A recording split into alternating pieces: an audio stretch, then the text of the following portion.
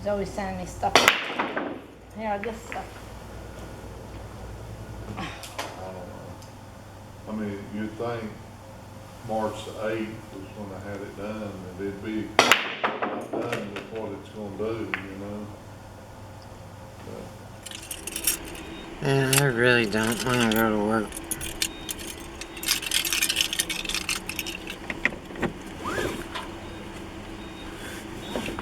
I don't feel like working. I need to not work. Too home to work. After this break, you're going to hear me throw Shirley a number. She's keeping score for me. And the number on the break's going to be either 0, 1, 2, 3, or 4. That's just one. 0 is when you do nothing right. That 1 ball should be up there by the top right hand corner. The cue ball should be center of the table. And the wing ball, or actually any ball, should have been made in the pocket. It was a dry break, so that counts as nothing. The only thing I did right was put the cue ball in the center of the table. Now I had to get this position on the 3 in order to go down and play that combination on the 4-7, but I got way too steep on the 4, so now I'm looking at the billiard. And I'm explaining to Shirley that this is a legal shot as long as you hit the lowest number of ball on the table. The problem here is going to be getting from the 5 to the 6 and getting right on the 6. So I have to get in the right position on the 5 in order to make all that happen. And it's because I need some kind of an angle. If I get straight in on the 6, I'm going to be in trouble getting on the 8. So I have to go into this rail and bounce off without getting behind the 9 ball. So this is really, really, really touchy here. You want to bounce off the rail just enough to have the angle to get back on the 8. And I do it. And now I could go down to the bottom rail and bounce off the bottom rail and get back on the 7. But I prefer to stun these shots just straight over. And now, on this shot, on the 8 ball, now I'm going to the bottom rail in order to get right on the 9. So it was pretty well played, although the break was pretty weak. So the break score was a 3, but the game score was a 10. It was a good run out. So I use the same scoring system as they do on some of the internet competitions that some of these guys use. But I don't take ball in hand like they do after the break. So, you know, if you make the 1 ball and 2 ball after the break and then you dog the 3 ball, your score for the break for the game is a 2. If you only leave 2 balls on the table, say the 8 and the 9, then the game score is going to be a 7. So it counts as 10 because you get a little bit of a bonus after the game if you run the rack. That was a 3. The cue ball's in the center of the table. The 1 ball's up by the corner pocket or close enough to it. And the wing ball went straight in after the break, or during the break.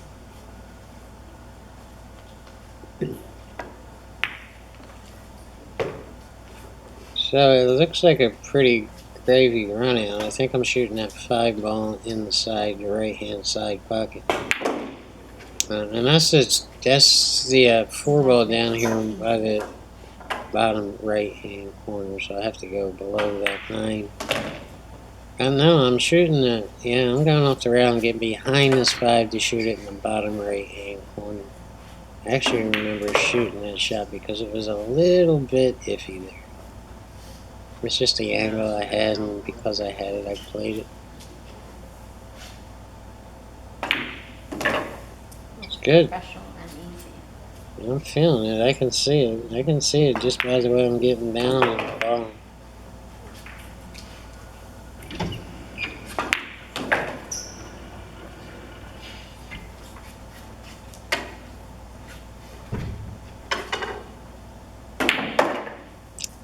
So this is what you want. The break score was a 3 and the game score was a 10. So after 10 games, your break score could be 30 and your game score could be 100.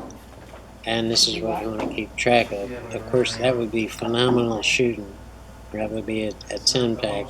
That's the best anyone could possibly do. And so that's what you're striving for. Of course, the goal of every 9-ball player and 8-ball player is to break and run out. That eliminates your opponent ever coming to the table and assures you of a win. This is what everybody wants, break and run out. But you know as well as I do that that's not always possible. If you're in that position where you break and the odds are against you of running out, you have to decipher, is this because of something you did, or is this just the way the balls landed and you broke as good as you could, and there's balls tied up and you could go for the run out. You can always go for it, but chances of you doing it successfully are not good, so you're going to play it safety. So there's other factors here, like, okay, you are going for the run out and you're going to try to break the balls out with another shot. What shot's that going to be? Or you're going to play a two-way shot where you're safe if you miss and you have a shot on the next ball if you make it. So all of these things are factoring in, but it comes down to what degree of fault is yours as a player if you screw it all up. Now, if you do it perfect, your score's going to be high. And this is why there's so many factors in playing safe, including your opponent's level of play, or even a push-out. And the key to a push-out is to know your opponent, and that's not always possible, especially when you're on the road and you're shooting blind at people.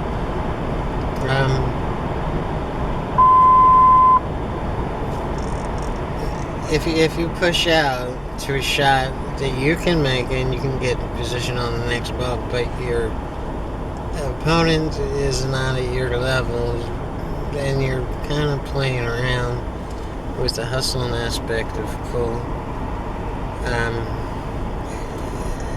what's a good shot to where he's going to go for it, but he's probably going to miss or not get position on the next ball. So knowing all this and knowing your opponent's level of play is a huge factor in the push-out. So these are some of the factors that I have to figure out and how to grade the safety. It's easy to grade a break and it's easy to grade a run out as two different things. It's not so easy to grade a safety, and you know during this grading a safety you didn't break and run out. So how does that factor in? Why didn't you break and run out? Is it your fault that you didn't break and run out? Did you did you decide halfway through the game to play a safety because you got bad on a ball? All of it's going to factor, so it's going to make the grading system on a safety a little bit complicated. And the key here is to be honest with yourself. So after 10 games, you can pinpoint the level of player that you're on, and that's relative to the best players in the world.